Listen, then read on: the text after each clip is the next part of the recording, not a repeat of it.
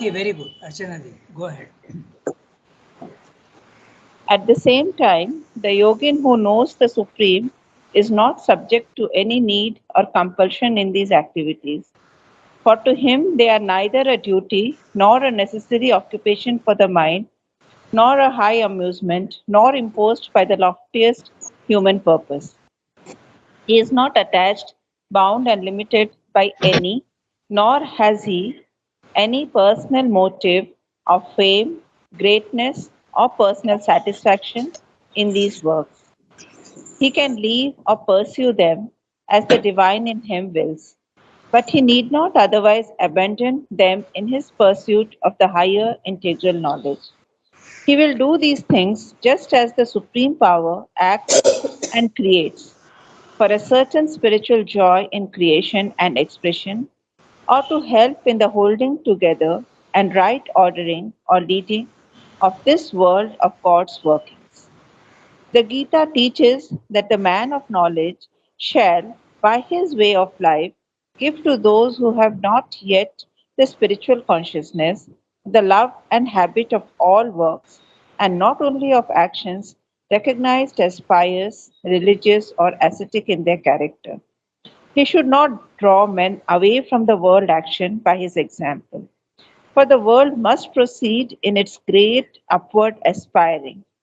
Men and nations must not be dared to fall away from even an ignorant activity into a worse ignorance of inaction, or to sink down into that miserable disintegration and tendency of dissolution which comes upon communities and peoples when there predominates the tamasic principle, the principle whether of obscure confusion and error or of weariness and inertia. For I too, says the Lord in the Gita, have no need to do works, since there is nothing I have not or must yet gain for myself. Yet I do works in the world. For if I did not do works, all laws would fall into confusion. The worlds would sink towards chaos, and I would be the destroyer of these peoples. The spiritual life does not need for its purity to destroy interest in all things except the inexpressible, or to cut at the roots of the sciences, the arts, and life.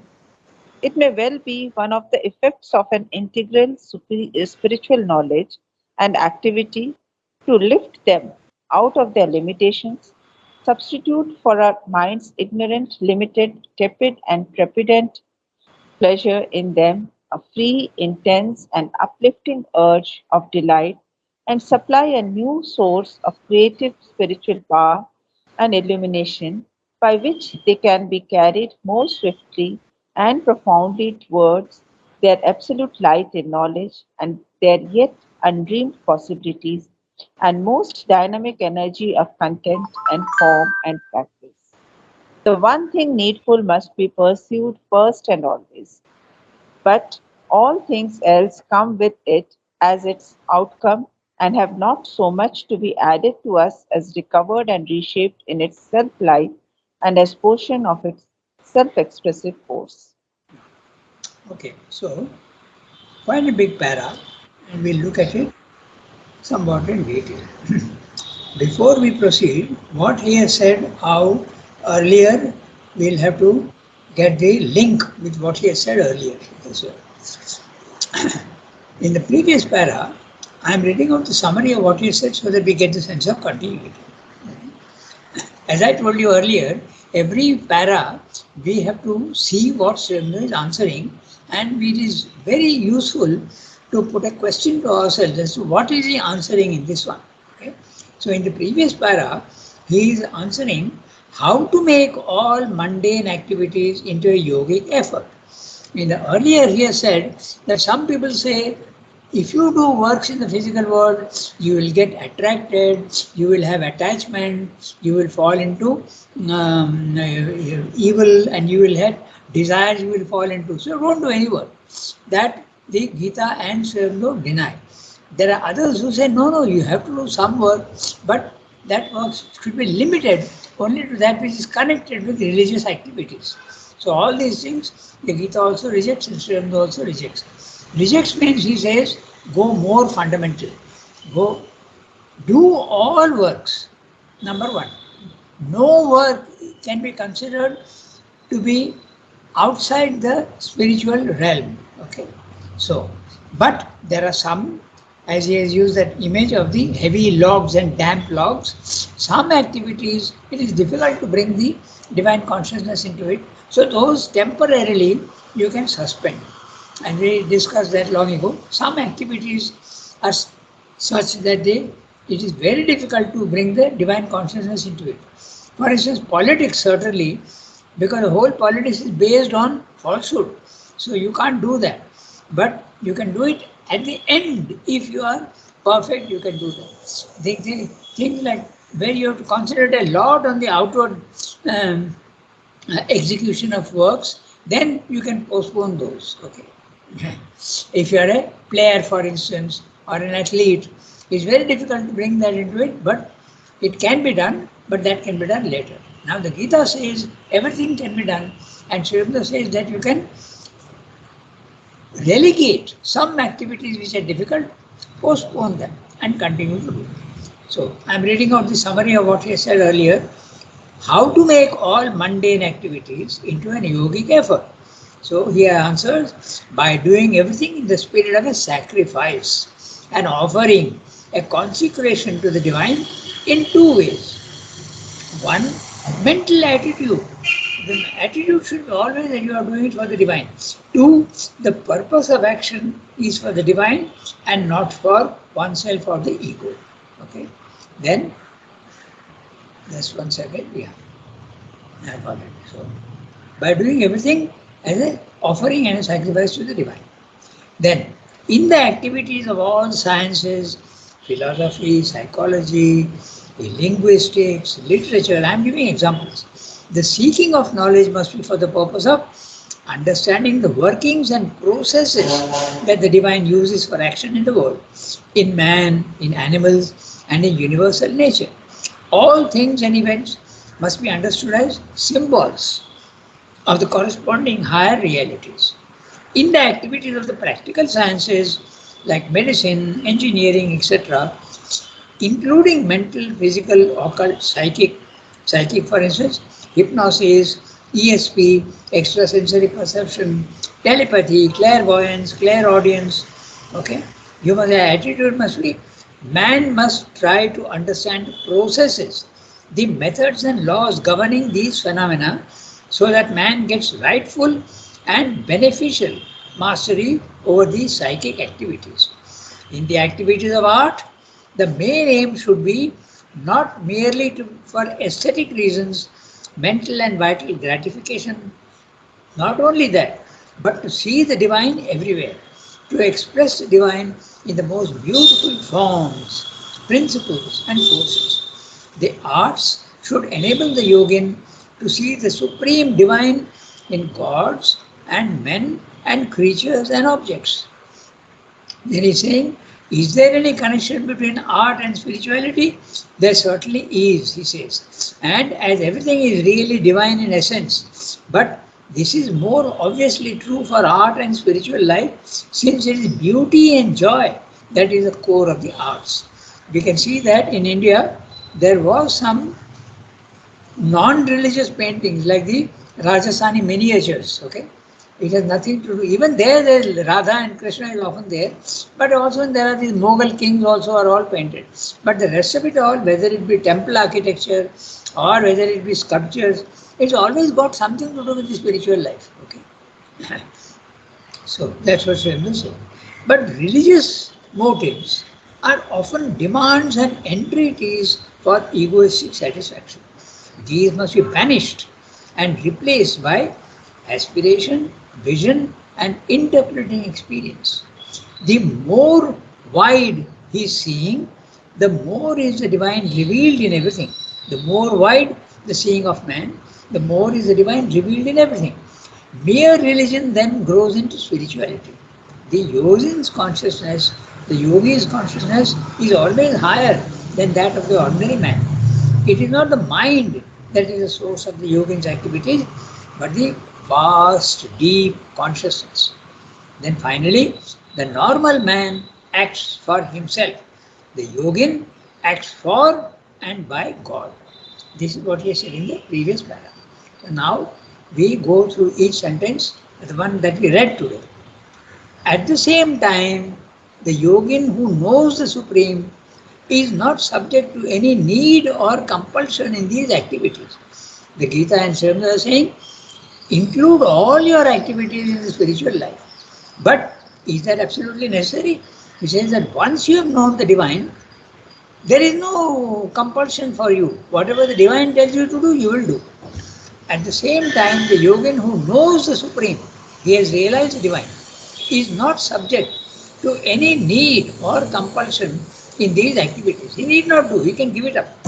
For to him, they are neither a duty nor a necessary occupation for the mind, nor a high amusement, nor imposed even by the loftiest human purpose. Okay, it's a very interesting question because at one time in the 1930s, Aurobindo being a poet himself, was very much interested in poetry. And poetry, when done in the right way, can lead you to the divine. So at one time in the ashram, everybody was writing poetry. And Aurobindo was giving great encouragement for that. Okay, so Dilip Kumar Roy, as usual, used to challenge Aurobindo all the time and said that how can poetry be a part of the spiritual life? And you are going on writing letters. Are you going to change human nature by these letters? He used to challenge him like that. Then Aurobindo says, he answers in a very long way, and he says that it is not necessary.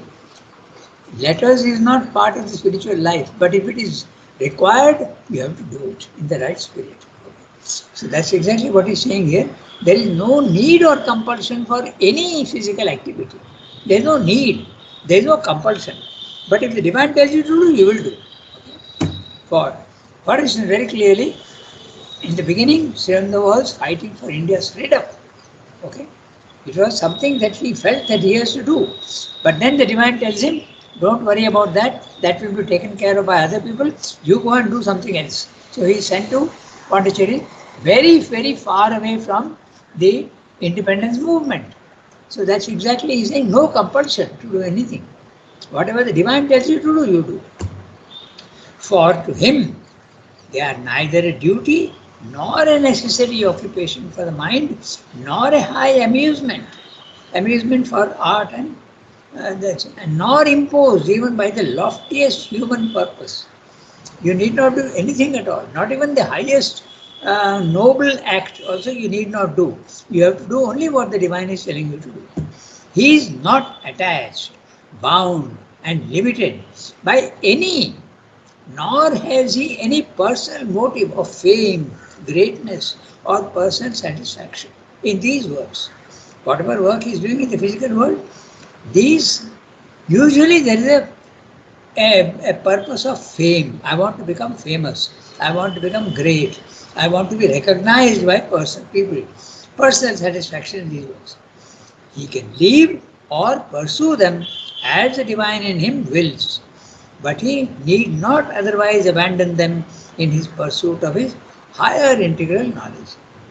Whatever the divine tells you to do, you have to do. Okay? You can do. There is no compulsion to do either this or that.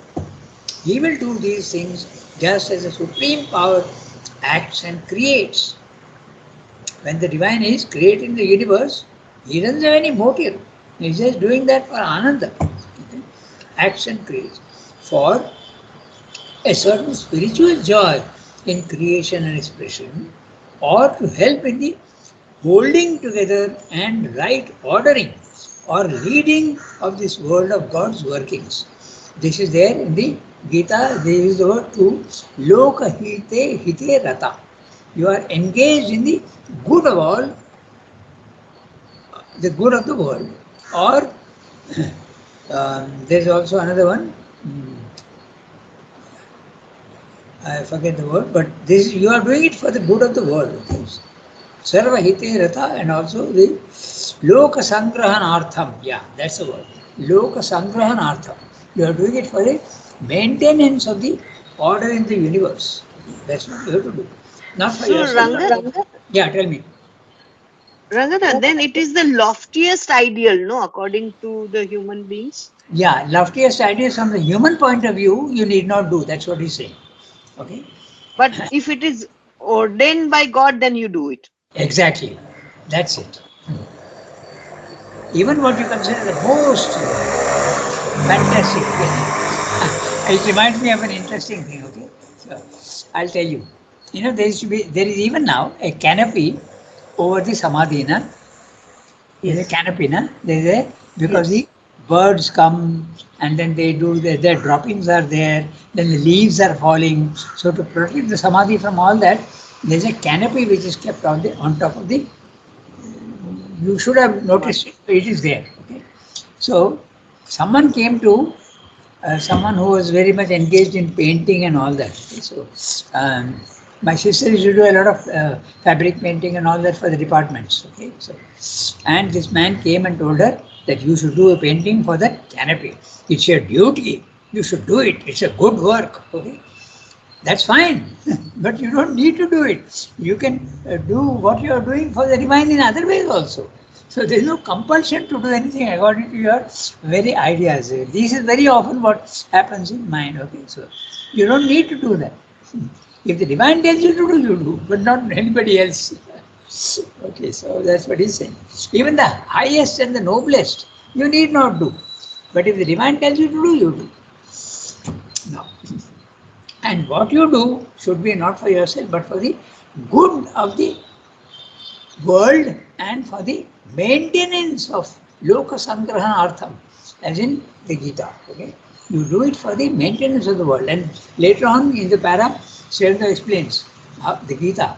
He says that I don't need to do any work, but if I don't do any work, there will be total confusion. We'll go into a little detail in that because it's a very interesting concept. Okay, so he will do these things just as the supreme power acts and creates. The supreme power is acting and creating in the world. He is creating the world.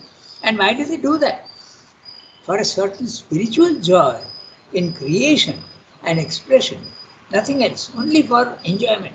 Or to help in the holding together and right ordering or leading of this world of God's workings. The Gita teaches that the man of knowledge shall, by his way of life, give to those who have not yet the spiritual consciousness the love and habit of all works. Okay? Don't reject any work. Everything can be used. So I'm going to put all in absolutely in italics to stress it. Not a single work need be excluded from the spiritual life.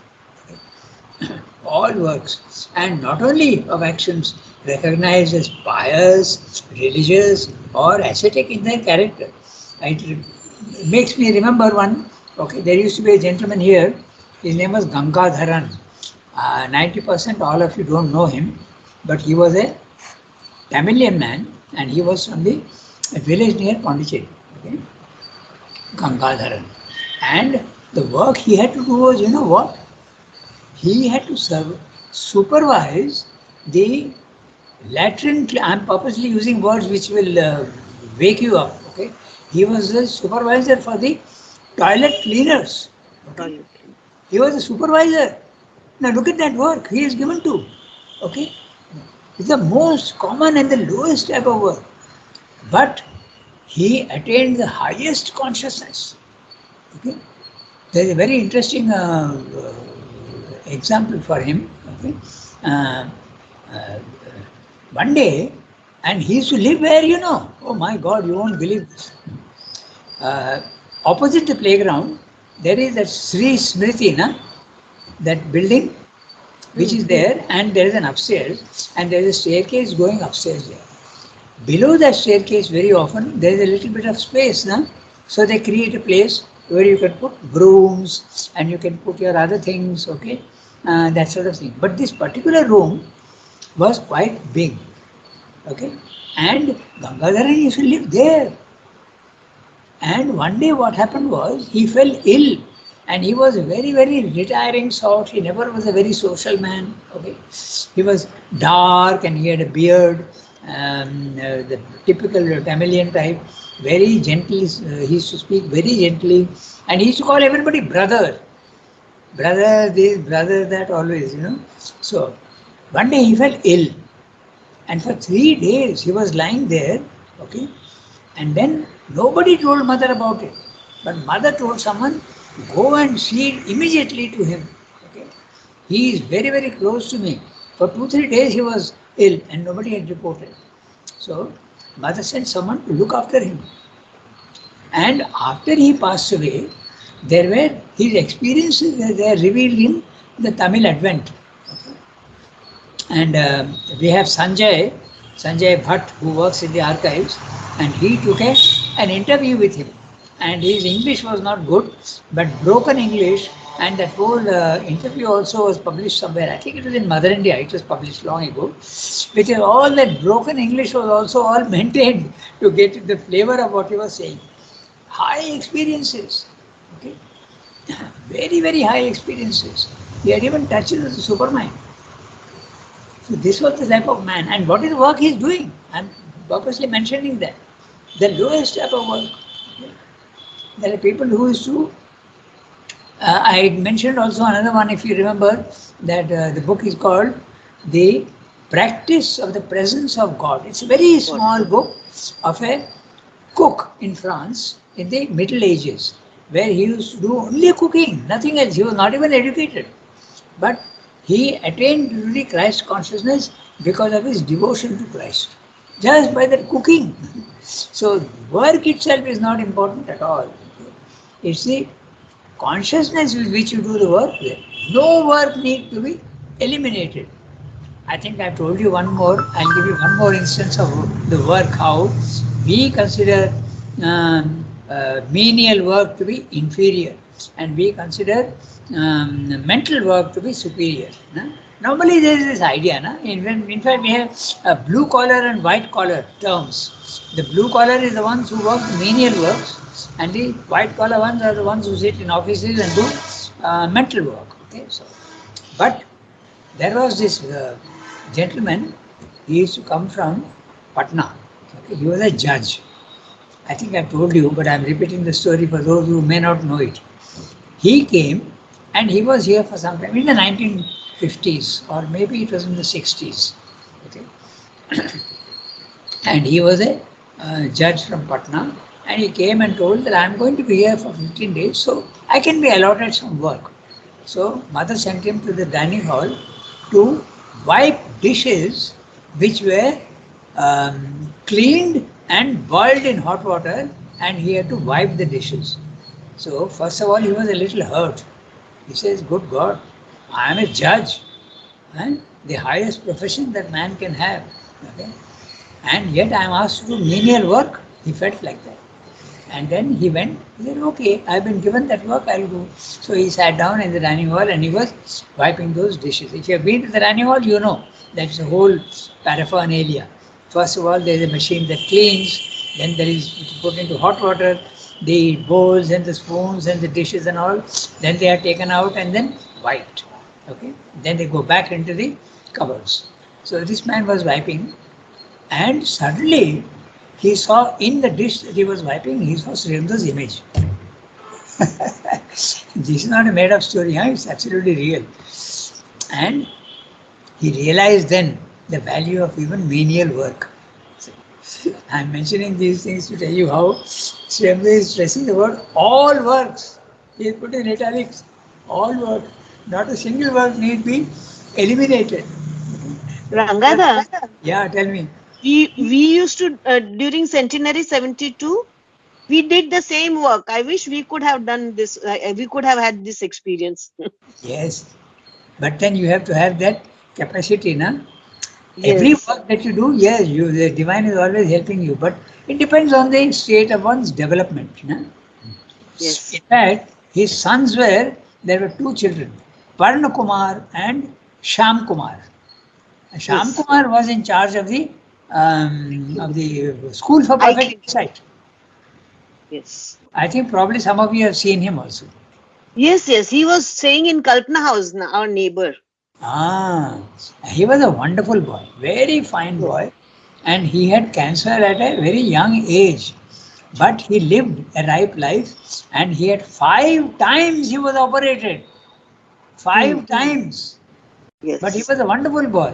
I used to know him quite well, and he was very devoted to mother and Srirando. So, wonderful boy. Pandakumar did not stay here, he went away. But Shamkumar was here for a long time. So his father was exceptional. Okay, so let's get back to our text. Okay, so I gave you all the examples to show you how all works. Remember, is stressing the word all. Okay, in italics. So you do the work that the divine is told to you. So that judge Pandakumar's father did the work that the mother had given him, and he benefited. Tremendous benefit. The love and habit of all works and not only of actions recognized as pious, religious, or ascetic in their character. He should not draw men away from the world action by his example. His example of not doing any work in the physical world, the ascetic, that he should not do. Why? The Gita explains. Men and nations must not be led to fall away from even an ignorant activity into a worse ignorance of inaction, or to sink down into that miserable disintegration and tendency of dissolution which comes upon communities and peoples when they develop, predominates the tamasic principle, the principle whether of obscure confusion and error or of weariness and inertia. So, included communities and peoples. The best possible example for this is India herself. India at the age of the Vedic age was so highly developed in every field, but there was this, the Buddhist came and then the Mayavadan philosophy came, the world has no importance, so you are discouraged from doing any work. The Gita is challenging that, and so is Sriranga challenging that. Don't encourage people to move away from the physical world because you will fall into inertia. If you are spiritually developed already, some works can certainly be given up. Okay. Sometimes for individual souls, even all works can be given up, like the ascetic does that. They go away to the Himalayas or to the cave and the forest, and it's okay for them, but not for everybody. Everybody must not be given when they are not ready. If you are not ready and tell someone, then naturally you are misguiding them. The knowledge that should be given to men should be proportional to their capacity to digest what is being told to them. No? So it's a wasted effort. Okay? As they say, there are several proverbs for that. Okay, um, uh, I'll tell you three images for this. Okay? They say, भैंस के सामने been बजाना. You play music to a buffalo, okay? He will understand nothing at all. Crude, and so that's one thing. Then also in English they say throwing pearls in front of a swine.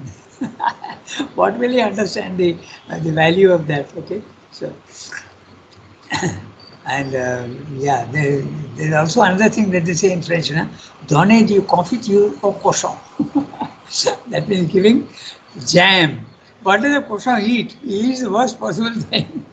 And you give him jam, sweet fruit jam, and he will not appreciate that. So, a man who is not yet developed for spiritual life should not be given spiritual knowledge.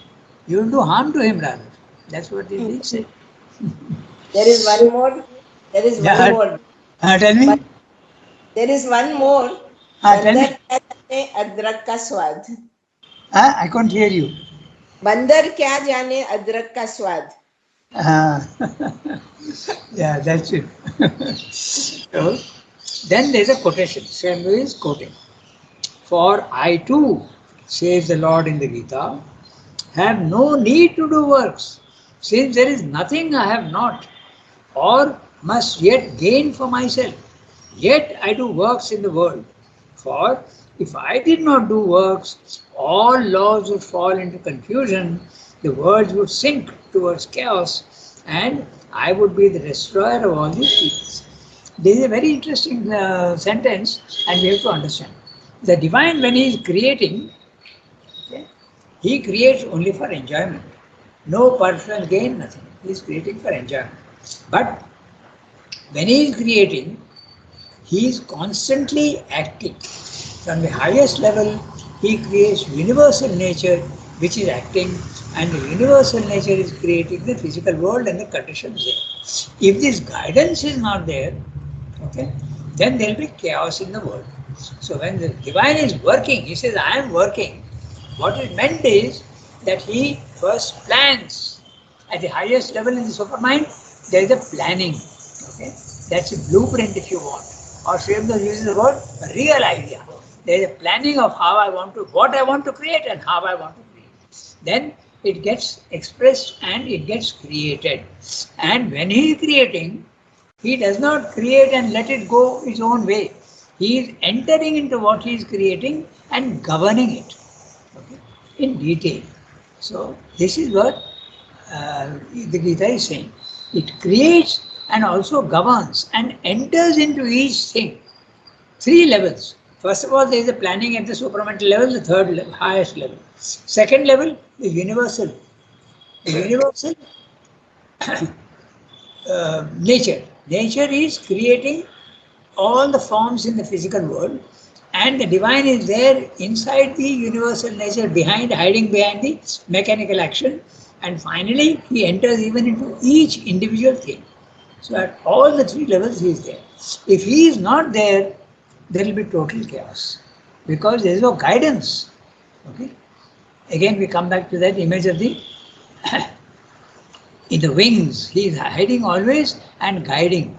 When you forget your, as I told you, the image of this on the stage, the actor is acting and you may forget his lines. So the organizers don't take any chance. They keep a prompter in the wings, and as soon as he hesitates over certain words, the next word is whispered to him. The audience does not know, but the actor immediately knows and continues with his dialogue. Okay, so the divine is there in the wings, hiding behind and guiding everything. Okay. So that's what is. That is the work that he is doing. If he is not doing that, there will be total confusion. Okay. The spiritual life does not need for its purity to destroy interest in all things except the inexpressible. So Sridhar is saying, if I am interested even in the most ordinary things of life, okay, I am interested in horticulture, I am interested in gardening, I am interested in flowers, Sridhar is interested in poetry, and poetry need not necessarily be a spiritual activity, but you can take interest in these things. The spiritual life does not say don't take any interest in physical things, not at all. Okay. Let me tell you something very interesting, okay, and this will illustrate what Sridhar is saying. Sri Aurobindo used to take a lot of interest in a cartoon in the Times of India, the London Times, I think it was. And the cartoon was, what? Curly V. Some of you may not, it was a pig. And there used to be 4 or 5 lines, 6 lines, I don't remember, of poetry. And Sridhar used to take interest in them. And mother used to take interest in the phantom. You know that?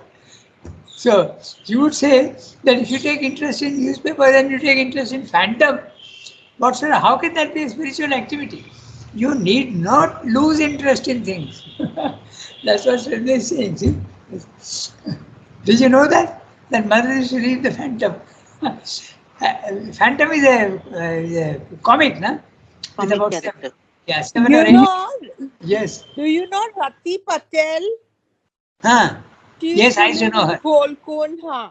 So Yes. Rati Patel used to take these phantom comics from Bombay and Huh. she used to give it to the mother to read. And Rati had told this to me. Yes, that's right. Mother used to take interest in that. So, interest is not to be There should be no negativity at all. You can take interest in everything. Okay. Mother was so much interested in flowers. Okay. There are so many people. Something, you know, Nolida. Okay. Nolida was very much. He used to have a lot of shoes. He was very fond of shoes. So your interest in things need not be there. Okay, I need not disappear in a spiritual life. Of course, you can have also an ascetic tendency, but the ascetic tendency is not necessarily divine. It's one aspect of truth. In other words, asceticism means I don't need to depend on anything, and that's fine for a particular soul. But someone else who is taking a lot of interest, okay, in things, it need not be that it is unspiritual. I can tell you also that Jiddu Krishnamurti used to take a lot of interest in his dresses. He used to dress very immaculately. And now takes Aurobindo, he is just wearing a dhoti, that's all, and putting that part of the dhoti on his shoulder. Okay, but mother used to appreciate good dressing. I can tell you that, because the first time I had worn a trouser, okay, she looked and was appreciative. She started shaking her head and saying, "The chic, Urudui." So there can be appreciation of everything, even the smallest details in the world. Okay, it need not be that there is no interest. All right, so this is what Chandra is saying. It may destroy interest in all those things, except they ought to cut at the roots of all the sciences, arts and life. All these are valid. Scientific activity is valid, arts are valid, and life is valid. It may well be one of the effects of an integral spiritual knowledge and activity to lift them out of their limitations. Substitute for our minds ignorant, limited, tepid or trepidant pleasure. Tepid, warm, okay, half, or trepidant, hesitant pleasure in them, in a free, intense and uplifting urge of delight, and supply a new source of creative spiritual power and illumination by which they can be carried more swiftly and profoundly towards their absolute light in knowledge and their yet undreamed possibilities and the most dynamic energy of content and form and practice. I'll tell you one thing. Mother used to take a lot of interest in the 50s. Basketball players used to come from Stanley Medical College in Madras, and they used to play. They used to have competing basketball matches with our ashram boys. Mother always wanted us to win. Okay, then football also. Sometimes once Mohan Bagan came to Pondicherry, and the ashram they had a football match in the military ground at that time. Now, which is the Indira Gandhi Stadium, there used to be a military ground there. We had a match. Then sometimes our boys used to go and play cricket in Kadalur, and there was a cricket club there. And when you came back, mother would ask, "Have you won?" Okay, she wanted very much that we should win. Taking interest in even sports. Okay, so there's no need to exclude any activity from the spiritual life, but it has to be. It is directed towards the divine and not for enjoyment and personal satisfaction. That's what is being said. Okay. The one thing needful must be pursued first and always. And what is that? The divine. But all things else come with it as its outcome and have not so much to be added to us as recovered and reshaped in its self-light and as portions of its self-expressive force. So there you go. So, very interesting para. Vishwanath is saying any activity and all activities can be included provided it is turned towards the divine. Nothing need be rejected. Okay. We have got 5 minutes. We are at 8:30. So I'll do one thing. I'll read the summary because it was quite a rambling thing. So I'm reading the summary of what he said here. But a question arises. Okay? Does the non-rejection of the worldly activities mean that one must necessarily do all these mundane works and remain aloof and detached? Or remain aloof and detached? Sri Aurobindo says there is no such compulsion. Worldly works are neither compulsory, nor a duty, nor any obligation, not even an amusement. Even the pursuit of a high, noble human ideal or motive is not inevitable. Those things which people say you must do, you need not do. Neither is the yogin bound and attached and limited. He has no personal motive. Neither fame nor greatness hold any interest for him. He does exactly whatever the divine wills in him. The Gita tells the realized man to teach normal men the love, the habit, and enjoyment of all works, not only those of religion, piety, asceticism. The world must not be led into ascetic inactivity by men who are not yet in possession of the truth of asceticism. Asceticism has a truth, but if you give it to somebody who is not ready, he will misunderstand entirely. That could lead them into ignorant inactivity. That's what happened in India, na? Completely. It was a disaster that happened in India. Okay? For 2000 years, complete neglect of the physical world. Okay? The ascetic has knowledge in his incapacity. The individual men or collectivities can be led into confusion and disintegration by premature ascetic inactivity if it is preached to them. Sri Krishna says that he works in the universe unceasingly, lest the world be destroyed due to inaction. The spiritual life has no need to exclude mundane activities, but neither is it obligatory to compulsorily do worldly works. There is no compulsion of any sort, total freedom. Whatever the divine tells you to do, you will do. Mundane works, that means worldly works, can be included most effectively in the spiritual life. They can be even aids, let alone obstacles. Also, science, art, and life can be benefited immensely by their inclusion in the spiritual life.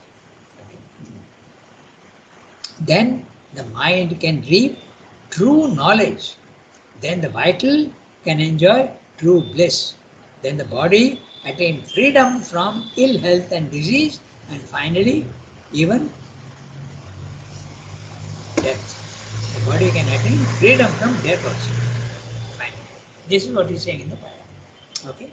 So it's a very interesting para. And again, I'll give you some interest. There used to be a man called Shirodda.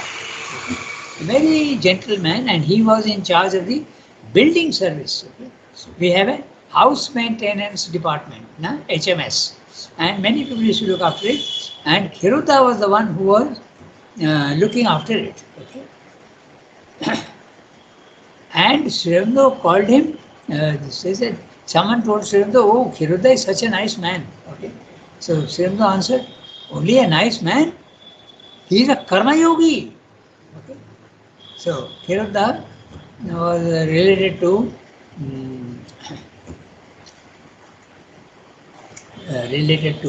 Anup. Okay, Anup is Anup Bose. And Atushidi. yeah, that's right. That's right. He was related to him. He was an uncle. Okay. But he was a very fine. Then finally what happened, what very interesting happened. A man came and he was an engineer and he took over the department. And he was completely dominating, and Khiruta was sort of pushed into a corner. So Khiruta felt a little depressed and wrote to mother that I don't have any function here. I would like to leave. Mother said, "No, your presence in the department is essential. I want you to be there very much." So that was the man. So what is he doing? Supervising construction works. So construction works, even bricklaying, okay? Everything can be part of spiritual life. Okay, so next time we'll read the Next para. This then is a true relation. Okay? 8:35. We have just finished in time. Big para, but a very interesting para. So, can we say au revoir to everybody? Yes, Merci Rangada. beaucoup. Okay. Merci beaucoup. Bonne journée, Rangada. Good night to Au revoir. everybody. Au revoir. Thank you, Rangada. All of you. Au revoir and have a nice day.